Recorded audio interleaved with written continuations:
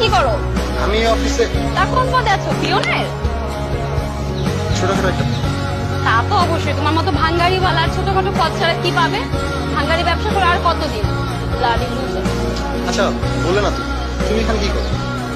আমি আমার হাজবেন্ড এই অফিসে এক্সিকিউটিভ ম্যানেজার। তাছাড়া মালিকের সাথে আমার হাজবেন্ডের অনেক ভালো সম্পর্ক। তোমার হাজবেন্ডের নাম কি জানো? ফাহিম আহমেদ। ও ফাহিম তোমার হাজবেন্ড? আজ তুমি নাম ধরে রাখতেছো, তুমি জানো না সিনিয়রদের সাথে কিভাবে কথা বলতে হয়? বেয়াদব। সরি সরি, ফাহিম স্যার আপনার হাজবেন্ড? হ্যাঁ। আসতে অনেক লেট হয়ে গেল স্যার। আপনি?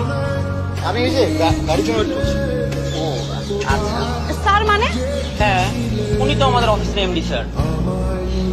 কিন্তু উনি তো দেখতে একদম বস বস মনে হয় না, তাই তো?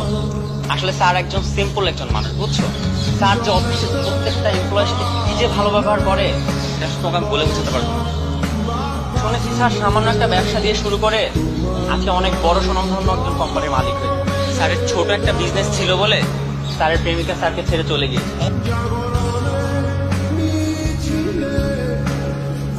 অথচ ওই লোভী মেয়েটা জানতেই পারলো না স্যার কত বড় মাপের একজন মানুষ হয়েছে না। মানুষকে তার পেশা দিয়ে মূল্যায়ন করতে হয়। আজকে যে গরিব কালকে সে ধনী হতেই পারে। এই জন্য প্রত্যেকটা মানুষের উচিত ভালোবাসা মানুষের হাতটা শক্ত করে দেওয়া, হাতটাকে প্রেরণা দিয়ে। তারপরেও স্যার সত্যি ওই মেয়েটার জন্য আমার অনেক কষ্ট হয়, করোনাও করুণা আমারও হয়, তারপরেও তাকে কোনোদিন অভিশাপ দিই। সবসময় চেয়েছি সে ভালো থাকে। এটা কথা কি জানেন ফাহিম স্যার? পৃথিবীর সবকিছু পুরাতন হয়ে যায়, ভাঙাড়ি হয়ে যায়, কিন্তু ভালোবাসার মানুষ কখনো পুরাতন হয় না, ভাঙাড়ি হয়।